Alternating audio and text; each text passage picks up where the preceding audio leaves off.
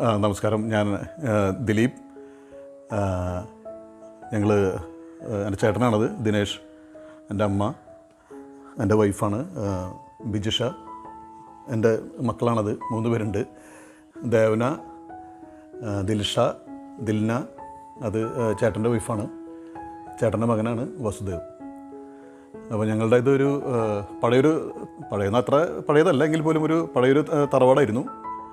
അപ്പോൾ അതിൽ ബെഡ്റൂമെല്ലാം ഭയങ്കര കൺജസ്റ്റഡ് ആയിരുന്നു, വളരെ ചെറിയ ബെഡ്റൂമുകളായിരുന്നു. അതുപോലെ തന്നെ ടോട്ടലി ഇങ്ങനെ വരുമ്പോൾ തന്നെ നമുക്കൊരു എന്താ പറയുക, ഒരു നെഗറ്റീവ് ഒരു എനർജി ആയിരുന്നു ആദ്യം. ഒട്ടും ലൈറ്റ് ഇല്ലായ്മ, അതുപോലെ തന്നെ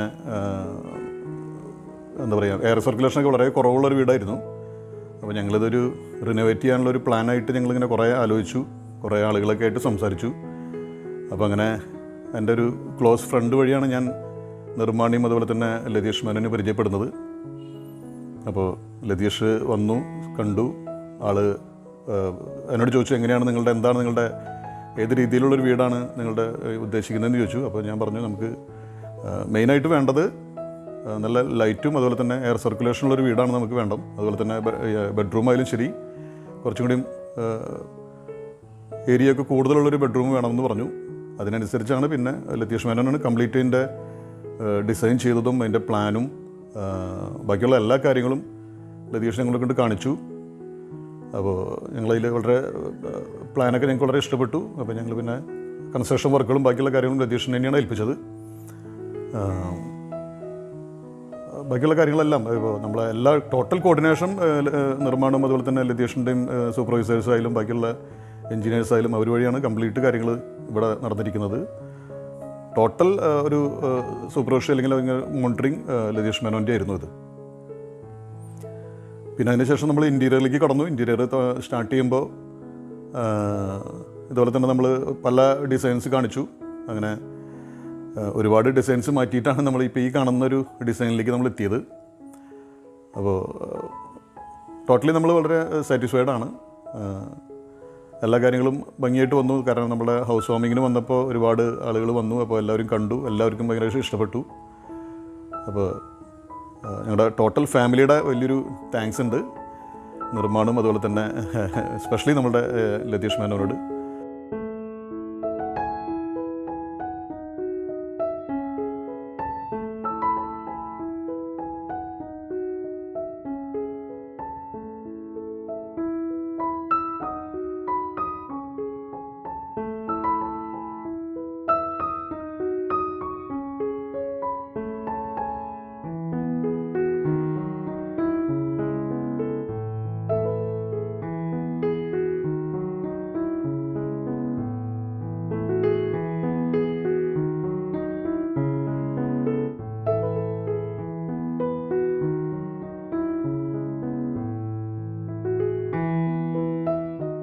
ഞാൻ വിഷ ദിലീപിൻ്റെ വൈഫാണ്.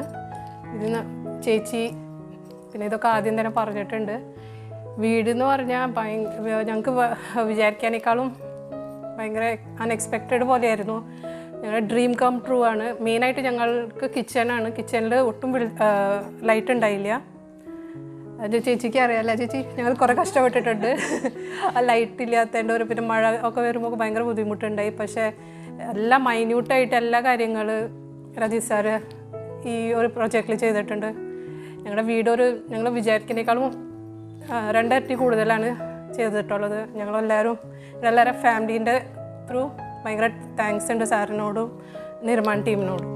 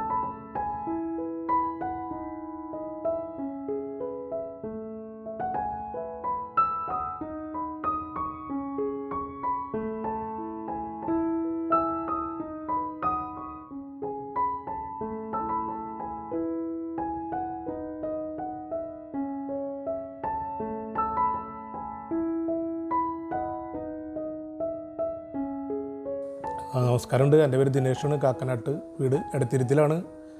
ഇതമ്മ, അനിയൻ, ഞങ്ങളുടെ ഫുൾ ഫാമിലി ഉണ്ട്. ഇപ്പം ഞങ്ങളൊരു വീടെന്ന് പറഞ്ഞാൽ വലിയൊരു സ്വപ്നമായിരുന്നു. എങ്ങനെയാണെന്ന് വെച്ചാൽ നല്ലൊരു അടിപൊളി വീട് ഉണ്ടാക്കണം എന്നുള്ളത്. പക്ഷെ അത് നമ്മളിങ്ങനെ അന്വേഷിച്ച് വെച്ച് ചെന്ന് പെട്ടത് ഒരു പുലിയുടെ അടുത്തായിരുന്നു. ആ പുലി അത് സൂപ്പറായിട്ട് ചെയ്ത് തന്നു. യതീഷ് മനോ എന്നാണ് ആളെ പേര്. ആളത് നല്ല അടിപൊളിയായിട്ട് നമുക്ക് ഇഷ്ടപ്പെട്ട രൂപത്തിൽ നമ്മൾ വിചാരിച്ചാലും വലിയ സ്വപ്നമായിരുന്നു അത്. ആ സംഭവം ആൾ അടിപൊളിയായിട്ട് ചെയ്തു തന്നു. അതിന് വളരെ താങ്ക്സ്.